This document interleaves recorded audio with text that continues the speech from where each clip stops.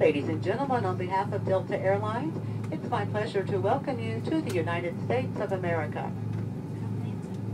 Please remain seated until our captain has brought the aircraft to a complete stop at the gate and turned off the fasten seatbelt light. You may then feel free to move into the aisle and collect your personal belongings.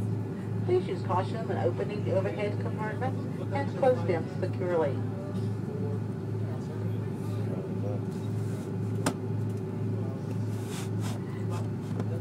Because the Atlanta International Hartsfield-Jackson Airport is your first point of entry, everyone must pass through immigration.